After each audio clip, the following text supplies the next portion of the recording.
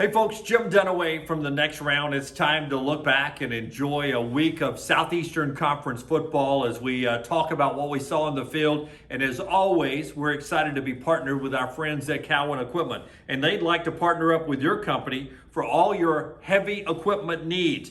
Visit everyone over at Cowin on their website at cowin.com to find out more about how you can save with your heavy equipment solution, from rental and new equipment sales to superior service and parts. It's all right there with our friends at Cowin Equipment. Visit cowin.com. That's cowin.com. Now let's check out the action.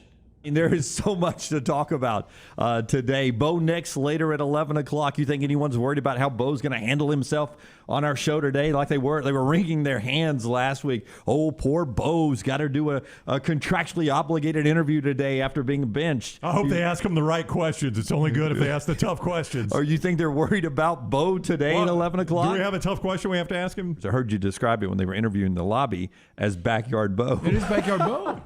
And I think that's how you got to let him play. And watching, it's amazing that, and you could see LSU, the defenders, like, you know, on the first couple of possessions doing this, like, what in the hell? Because, I mean, the guy can improvise with the best. Oh, it's incredible. Yeah, and you say what you want. He is a great competitor. I know I've been hard on him as far as calling him an average quarterback. I still think he's an average quarterback that is a great athlete that competes at the highest level. But when you get Bo running around, and even when you get a hand on him, I mean, that pass to Fromm, I mean, that was nearly impossible. That's what's incredible about it is Bo Nix, you would have to say his biggest struggle is his accuracy, right? Yes, 100%. I mean, that's the thing that has plagued him his entire career. Even when Bo Nix has played well, he's not an accurate quarterback.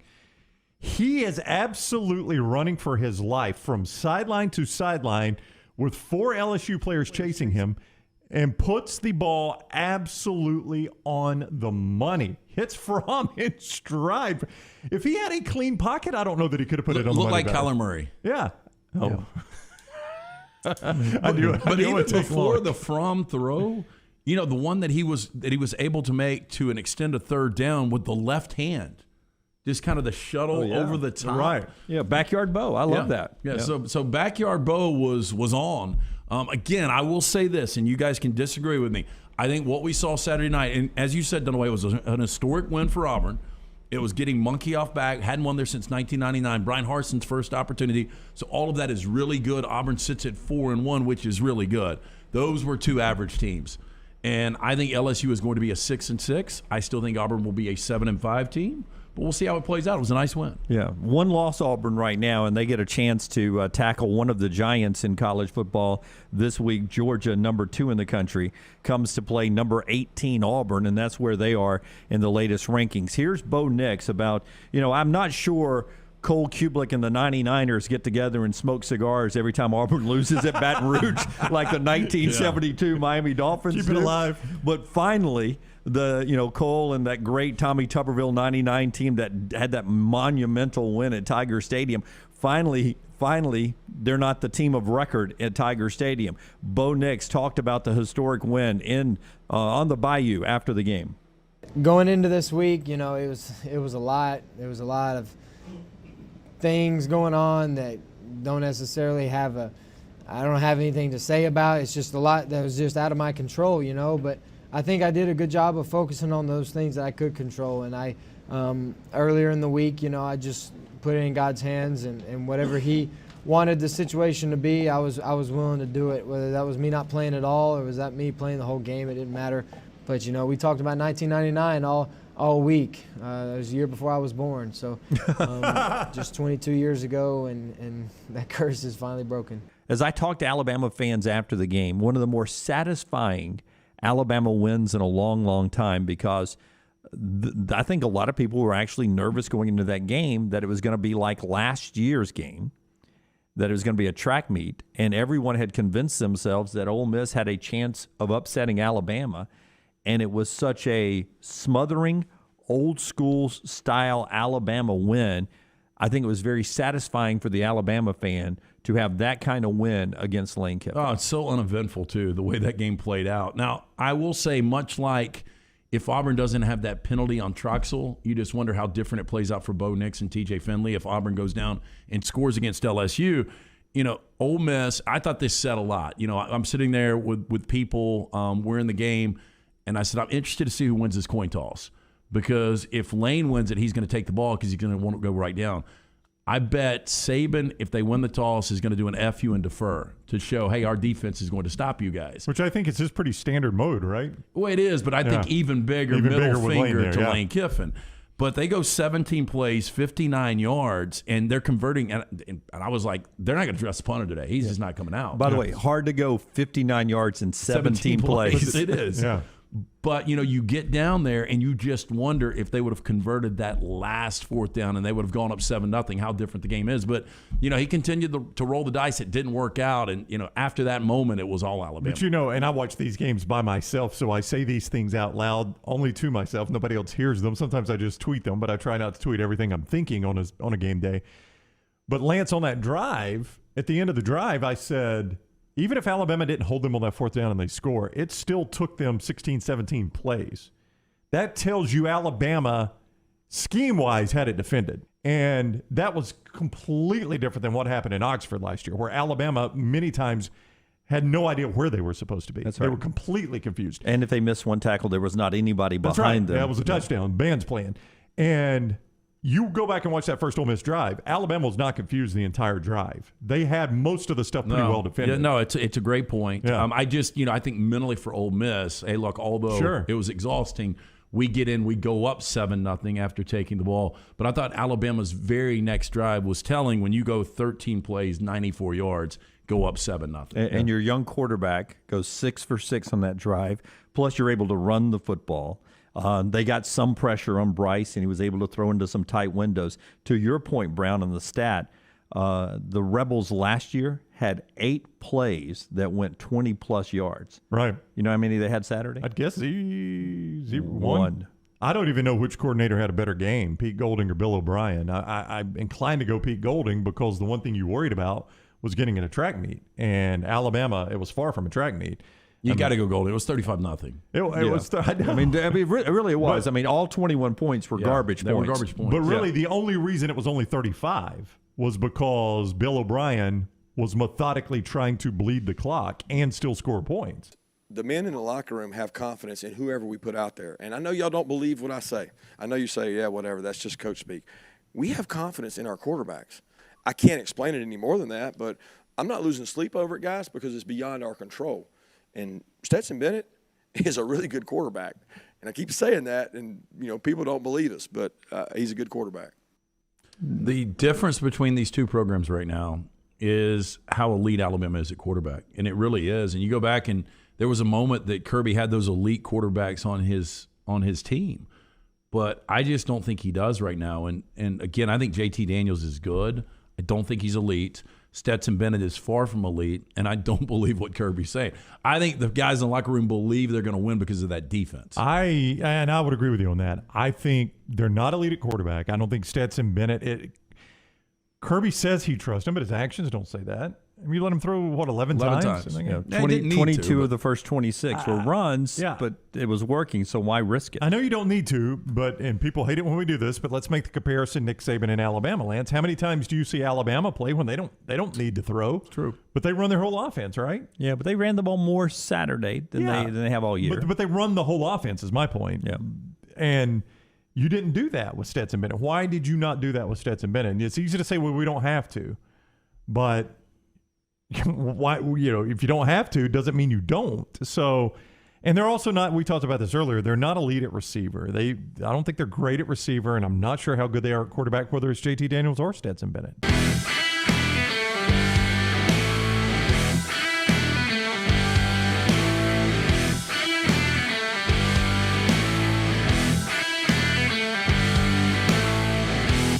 That Dan Mullen loss, he becomes the first Florida coach since Doug Dickey in the 70s to have lost twice to Kentucky in their career at Florida. Hey, Kentucky's still alive for those 10 wins. 5-0, baby.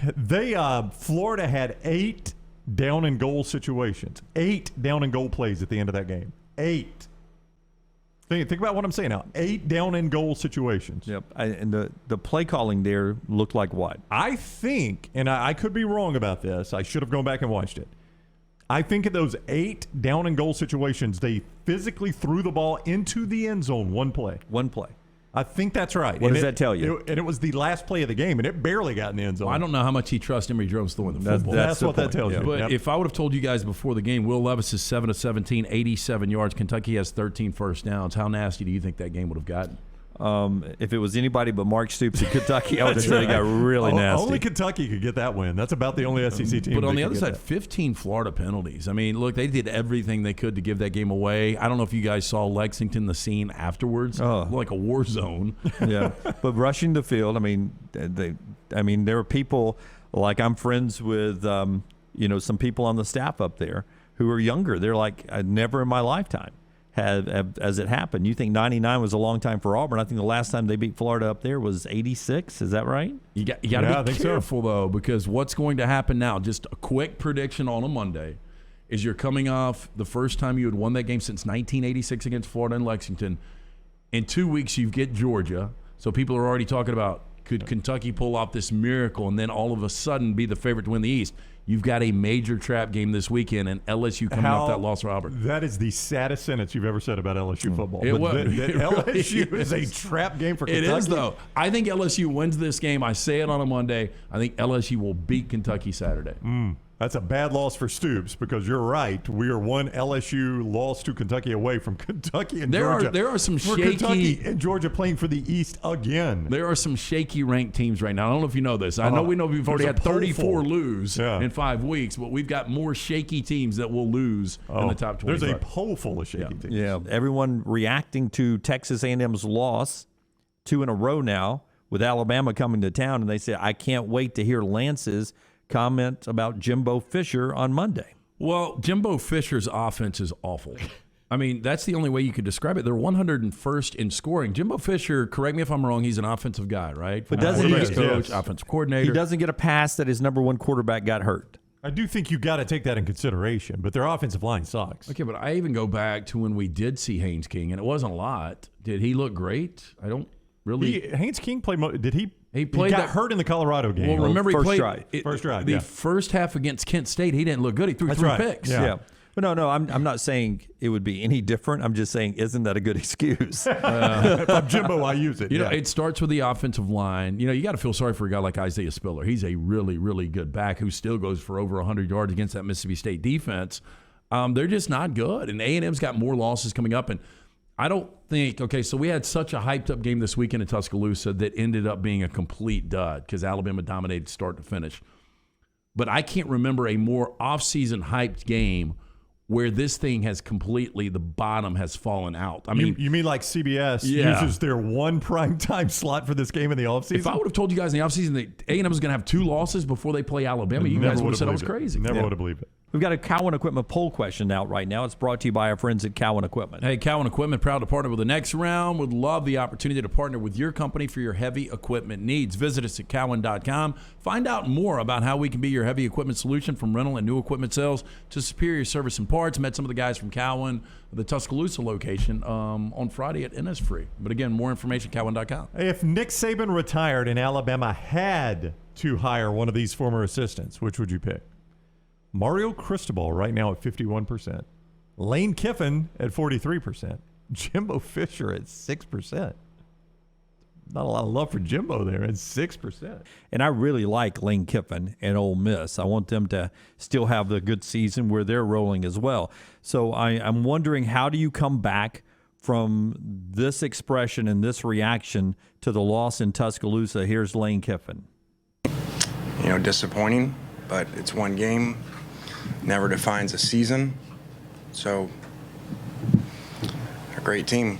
And we struggled with them on offense, obviously, and especially up front. And I mean, I guess 31's got another year, but he should go be the first pick of the draft.